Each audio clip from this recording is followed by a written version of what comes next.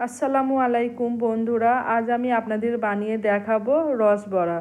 তো রসবড়া বানানোর জন্য আমি নিয়ে নেব এখানে কলাইয়ের ডাল। তো ডালটাকে আমি কিন্তু বেশ ঘন্টা দুয়েকের মতো একটু পানির মধ্যে ভিজিয়ে দেব। তারপরে ডালটাকে পেস্ট করে নেব। ডালটা ভিজালে কি হয়, কিন্তু খুব তাড়াতাড়ি ডালটাকে পেস্ট করা যায় খুব সহজে। তো এই রসবড়া বানানো কিন্তু একদমই সোজা এবং খুব অল্প সময়ের মধ্যে এটা বানানো হয়, খুব একটা বেশি সময়ও লাগে না। তো এই শীতে তো অনেক রকমের তো পিঠে খেয়েছেন, তো অবশ্যই একবার এই রসবড়াটাও বানিয়ে খাবেন, আশা করি ভালো লাগবে। তো এখানে ডালটা আমার পেস্ট করা হয়ে গেছে। এরপরে আমি পরিমাণ মতো ডাল আমি এখান থেকে তুলে নিচ্ছি, ঠিক যতটা পরিমাণ আমি বড়া বানাবো। তো এবারে বেটে রাখা ডালটার মধ্যে আমি দিয়ে দিলাম পরিমাণ মতো লবণ ও মৌরি। মৌরিটা দিলে কি হয়, যখন ওই বড়াটা খাওয়া হয় তখন মৌরিগুলো যখন দাঁতের মধ্যে ঠেকে না, তখন কিন্তু একটা আলাদা রকমই স্বাদ লাগে।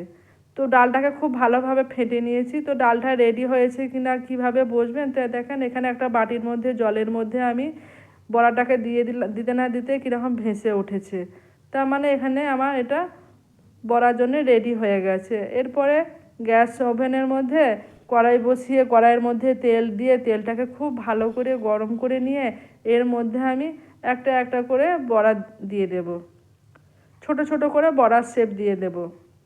তারপরে খুন্তির সাহায্যে ভালো করে এটাকে নাড়াচাড়া করে উল্টে পাল্টে বড়াগুলোকে ভেজে নেব।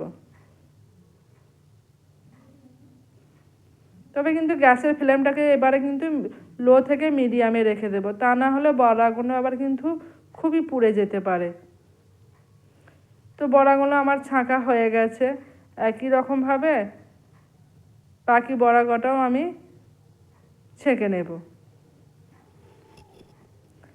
তো আজকে এই রসবড়া ভিডিওটা কিন্তু আপনারা পুরোটাই দেখবেন, দেখার পরে অবশ্যই কমেন্ট করবেন আপনাদের কেমন লাগলো, এবং এরকম নিত্য নতুন ভিডিও পেতে আমার চ্যানেলটাকে কিন্তু সাবস্ক্রাইব করবেন।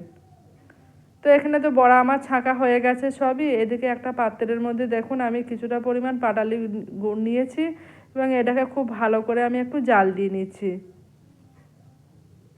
তো গুড়টা আমার বেশ ভালো মতোই গলে গেছে। এদিকে বড়াও আমার ছাঁকা হয়ে গেছে।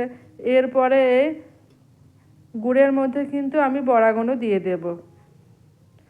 তারপরে একটা চামচের সাহায্যে ভালো করে একটু নাড়াচাড়া করে দেব। তারপরে এটাকে আমি একটু রেস্টে রেখে দেব, যাতে করে কি হয়, এই বড়ার ভেতর পর্যন্ত যেন রসটা খুব ভালো মতো পৌঁছায়। তো এখানে আমার বড়া রেডি, রস বড়া রেডি হয়ে গেছে। তো কেমন লাগলো অবশ্যই জানাবেন। তো আপনাদের এলাকায় এটাকে কী নামে আপনারা ডাকেন অবশ্যই বলবেন। দেখা হবে নেক্সট ভিডিওতে।